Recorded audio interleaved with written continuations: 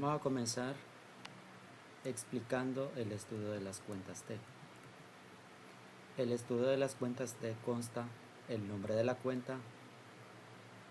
En el lado, se le llama lado izquierdo.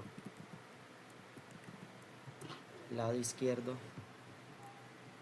y este lado es derecho. Por lo general explico de esa manera. ¿Por qué? Porque yo me ubico en un pizarrón y yo me doy cuenta en qué lado estoy ubicando.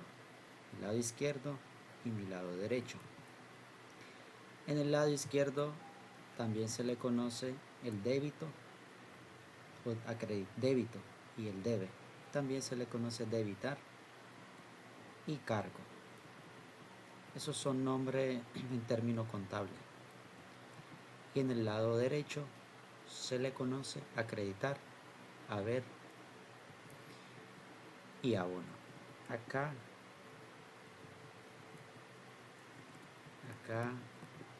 voy a corregir. Acá es crédito. Okay.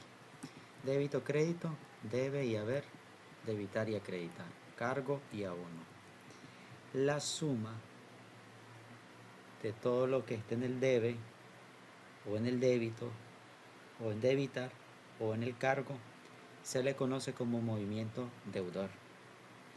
Y la suma del crédito o del haber o acreditar o el abono se le conoce como movimiento acreedor. La diferencia entre el movimiento deudor menos el movimiento acreedor se le conoce como el saldo deudor. Por lo general tienen que fijarse si el monto tiene que ser mayor, el movimiento deudor, menos el movimiento acreedor para que te dé un saldo deudor. Y el saldo acreedor, ¿cómo lo determinas? Tiene que ser mayor tu movimiento acreedor menos tu movimiento deudor. Y ese es tu saldo acreedor. Esa es la regla básica que debemos de seguir. Ahora vamos a comenzar con las cuentas de los tres grupos principales de balance, del balance general, que es el activo, pasivo y capital. Los activos, término más sencillo y resumido, son los bienes y recursos que puede poseer una entidad. Los pasivos pueden ser las obligaciones que tiene la empresa con terceras personas. El capital es la diferencia entre el activo menos el pasivo. En un término más sencillo para las personas que están comenzando. Las cuentas de ingresos son todos los ingresos que puede obtener la empresa. El grupo de egresos son todas las salidas o erogaciones que se le conoce, salida o erogaciones de efectivo. Puede ser, siempre hay que poner un paréntesis, no todos los pasivos se refiere a erogación de efectivo, porque hay pasivos que son causados y hay pasivos que necesariamente hay una salida de efectivo. En otro video explicaré acerca de la diferencia entre el gasto causado o el costo causado y el costo real que amerita una salida real de efectivo. Eso tenemos que saber. Lo otro, necesitamos o debemos de saber cómo aumentan las cuentas de activos, cómo disminuyen las cuentas de activos. Por lo general los activos aumentan con un débito, acá está, con un débito, o puede ser en el debe o en el debitar o un cargo. Esto que estoy mencionando es sinónimo, que todo esto es sinónimo. Yo puedo decir crédito o puedo decir haber, puedo decir acreditar o puedo decir abonar, es lo mismo. Entonces el activo aumenta con un débito y disminuye con un crédito. ¿Cuál es su saldo? Su saldo es deudor. Quiere decir que el activo tiene que ser positivo. El saldo deudor tiene que ser positivo. Y en el caso del pasivo es lo contrario al activo. Tiene que ser el saldo acreedor mayor que el saldo deudor. Es decir, que el movimiento acreedor tiene que ser mayor al movimiento deudor.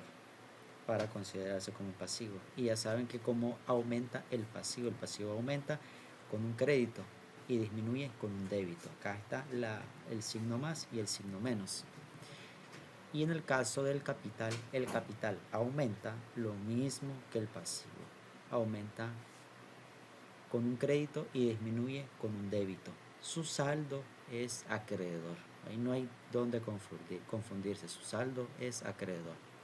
Y en el caso del ingreso es lo mismo que las cuentas de capital y la cuenta de pasivo. Aumenta en el crédito con un abono y disminuye con un cargo. Las cuentas de egreso, ¿cómo aumenta y cómo disminuye? Con un débito y disminuye con un crédito. Estos son los 5 grupos que debemos de manejar cuando estamos comenzando. Una vez manejando esto, debemos de estudiar las cuentas en específico, las cuentas de mayor, para entenderle al proceso contable. Aquí tenemos un ejemplo para determinar el movimiento deudor, movimiento acreedor y el saldo deudor.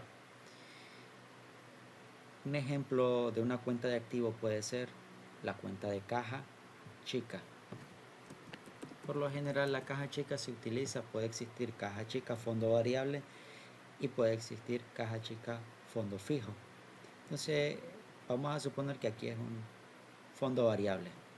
Entonces la empresa inicia con 5.000 córdobas de saldo inicial. Como ya les mencioné que el activo aumenta en el debe, tenemos que debitar los 5.000 y acreditar los 2.000 córdobas. ¿Por qué estamos acreditando los 2.000 córdobas? Vamos a suponer que la empresa está sacando o está haciendo un pago por 2.000 córdobas y ese pago por 2.000 córdobas tiene que haber una disminución en la cuenta de activos y por ende se debe de afectar con un crédito los 2.000 córdobas. Y vamos a suponer también que en ese mismo ejercicio contable vino una persona X o un cliente X o que se le aumentó más para que sea más real el ejercicio. Entonces vamos a suponer que esta empresa aumentó el fondo de caja chica por 9.000 córdobas. Vino y se hizo un depósito de 4.000 córdobas para aumentar el fondo. Entonces la caja chica recepcionó 4.000 córdobas y eso me suma 9.000 córdobas. Esos 9.000 menos el desembolso. Eso me genera una diferencia de un resultado de 7.000.